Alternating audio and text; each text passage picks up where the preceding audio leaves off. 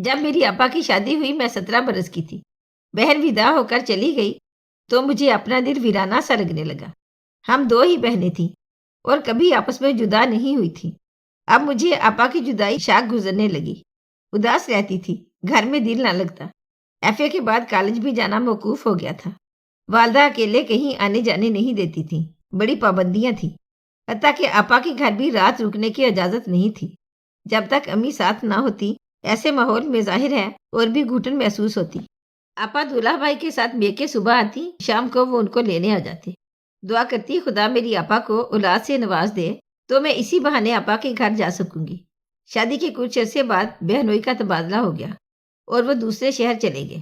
آپا نے امی کو بلوا لیا کہ یہاں بہت اچھا اور خوبصورت مکان ملا ہے، لیکن اس کو سیٹ کرنا میرے بس کی بات نہیں ہے۔ آپ چند دنوں کے لیے کوئٹہ آ جائیے اور گھر کی سیٹنگ میں مدد کیجیے۔ مدیحہ کو بھی ہمراہ لیتی آئیے۔ ان دنوں آپا امید سے تھیں، اس وجہ سے امی جان نے فیصلہ کیا کہ تھوڑے دنوں کے لیے بیٹی کے پاس جا رہے ہیں۔ مجھے ساتھ لیا اور آپا کے پاس چلی آئیں۔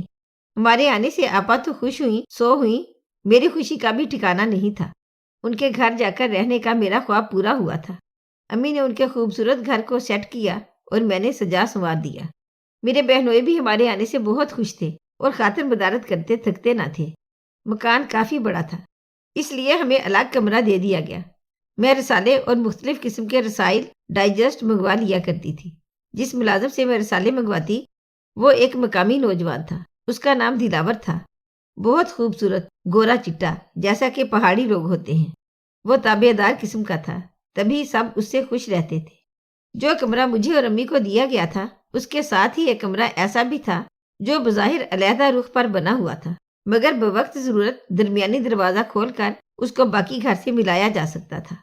ملازم کا کوارٹر کافی دور تھا اور رات میں ضرورت پڑنے پر دلاور کو بلانا دقت طلب تھا، کیونکہ آپا کی طبیعت ٹھیک نہ رہتی تھی۔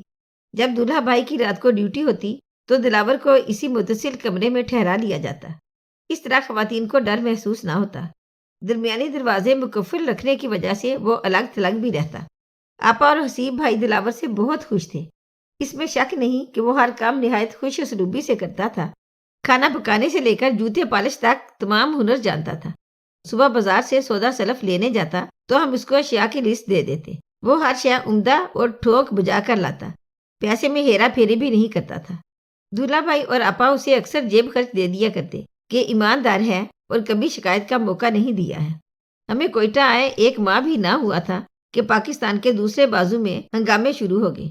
بہت سے اعلیٰ افسران اور ملازمین ادھر بھجوا دیے گئے، انہی میں میرے بہنوئی بھی تھے۔ ڈھاکہ جانے سے پہلے حسیب بھائی نے دلاور کو تاکید کی کہ گھر اور گھر کی خواتین کا خیال رکھنا، جب تک میں نہ لوٹوں تم چھٹی لے کر اپنے گاؤں مت جانا۔ حسیب بھائی چلے گئے۔ ان کو اطمینان تھا کہ امی اور میں آپا کے پاس ہیں، لیکن امی زیادہ دن نہ رہ سکیں۔ والد صاحب کا فون آ گیا، وہ بیمار ہو گئے تھے۔ پھوپھا نے ان کو اسپتال داخل کرا دیا۔ والدہ یہ خبر سنتے ہی گھر روانہ ہو گئیں، مگر منت سماجت کر کے آپا نے مجھے اپنے پاس روک لیا، کیونکہ میرے ہونے سے ان کو ڈھارس تھی۔ آپا کے گھر کے سامنے ایک افیسر کا گھر تھا۔ ان کی بیگم میری بہن کی اچھی دوست بن گئی تھی۔ وہ اکثر آپا کے پاس آ جاتی تھی۔ ایک دن وہ آئیں تو مجھے دیکھ کر بولی، شکیلہ کیا تمہاری بہن کی شادی ہو گئی ہے؟ ابھی نہیں ہوئی، کوئی اچھا رشتہ ملے تو کر دیں گے، آپا نے جواب دیا۔ رشتے اب یوں ہی نہیں مل جاتے، وہ زمانے چلے گئے کہ از خود پیغام آ جاتے تھے۔ اب تو بچیوں کے رشتے تلاش کرنے پڑتے ہیں۔ کیا ابھی تک کہیں بات نہیں چلائی ہے؟ تمہاری بہن کی عمر تو کافی ہو گئی ہے، ابھی سے رشتے کی تلاش میں لگو، ورنہ اس طرح تو بچیاں گھر میں بیٹھی رہ جاتی ہیں اور شادی کی عمر نکل جاتی ہے۔ ہاں مسز اکرم، ضرور اس بات پر دھیان دوں گی، آپا نے جواب دیا۔ مجھے لگا کہ میری بہن کو اپنی دوست کی بات بری لگی ہے، کیونکہ میری عمر ابھی اتنی زیادہ نہ ہوئی تھی کہ گہری تشویش ہوتی، لیکن اس خاتون نے کچھ ایسی سنجیدگی سے اس نکتہ کی طرف مبذول کروائی تھی کہ میرے اندر کی محرومی کا احساس جاگ گیا اور مجھے ڈپریشن سا ہو گیا۔ سوچا کہ ابا بیمار ہیں اور اماں کہیں آتی جاتی نہیں، آپا کے یہاں چند ماہ بعد ننا منا بچہ ہو جائے گا تو وہ اپنے بچے میں مشغول ہو جائیں گی، تب میں کیا واقعی غیر شادی شدہ رہ جاؤں گی؟ ایسی سوچیں نے مجھے بے آرام اور اداس کر دیا۔ کافی دن بے چین رہی۔ پڑوسن کی باتوں نے میرے اندر عجیب سا احساس جگا دیا تھا۔ اس مایوسی کی کیفیت سے بچنے کو میں سارا دن رسالے پڑھتی رہتی۔ یہ دسمبر کی سرد رات تھی۔ دلاور رات کا کھانا لے کر اپنے کمرے میں چلا گیا۔ کبھی کبھی وہ اپنی سائیکل پر رات کا آخری شو دیکھنے جاتا تھا۔ اس رات بھی ہلکا سا کھٹکا ہوا آپا کہنے لگی یہ پھر شو دیکھنے جا رہا ہے۔ حالانکہ حسیب نے اس کو منع بھی کیا تھا کہ گھر اکیلا چھوڑ کر کہیں مت جانا، مگر اس کو تو سینما جانے کا نشہ ہے، ہمارا کچھ خیال نہیں۔ جاتے ہوئے کہہ کر بھی نہیں گیا کہ میں جا رہا ہوں۔ آپا کو غصہ آنے لگا۔ دلاور کو جب باہر جانا ہوتا وہ گیٹ کو باہر سے تالا لگا کر چلا جاتا، جب آتا خود ہی تالا کھول کر آ جاتا اور اپنے کمرے میں دبک کر سو جاتا تھا۔ وہ اس قدر دبے پاؤں اپنے کمرے میں جاتا کہ آہٹ تک نہ ہوتی، مبادا ہماری نیند خراب ہو۔ اس روز بھی میں جاگ رہی تھی جب وہ رات کا آخری شو دیکھنے نکلا تھا۔ مجھے نیند نہیں آ رہی تھی، ذہن پرا گندا تھا۔ آپا سو چکی تھی، تنہائی سے وحشت ہونے لگی، عجیب سوچوں نے گھیر لیا۔ کیا بتاؤں، اس رات تو وحشت ایک بلا کی مانند مجھ پر ٹوٹ پڑی تھی۔ اس وحشت سے بچنے کو میں دلاور کے کمرے میں چلی گئی۔ مجھے معلوم تھا کہ وہ فلم دیکھنے گیا ہے، کیونکہ اس کے پاس فلمی رسالے ہوتے تھے۔ سوچا وہی اٹھا لاؤں، تصویریں دیکھ کر وقت پاس کر لوں گی۔ وہ چارپائی پر بڑے سلیقے سے اپنا بستر بچھا کر گیا تھا، سرہانے رسالے رکھے تھے، پائنتی لحاف جمع ہوا تھا۔ سوچنے لگی یہ فلم کا آخری شو دیکھنے کیوں جاتا ہے؟ کیا اس کو بھی نیند نہیں آتی؟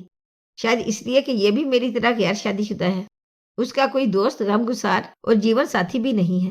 انہی سوچوں میں غلطاں میں اس کی چارپائی پر بیٹھ کر فلمی رسالوں کی ورق گردانی کرنے لگی اور وقت کے گزرنے کا احساس نہ ہوا۔ تبھی ایک رسالہ دیکھ کر پسینہ آ گیا۔ یہ رسالہ عام رسالوں سے بالکل ہٹ کر اور مختلف تھا۔ تصویریں دیکھ کر میرے اندر جذبات کا کوہرام مچ گیا۔ ابھی میں رسالہ دیکھنے میں محو تھی کہ وہ آ گیا۔ مجھے اس کے آنے کا بھی پتہ نہ چلا۔ جب اس نے مجھے رات گئے اپنے بستر پر بیٹھے دیکھا، حیران رہ گیا۔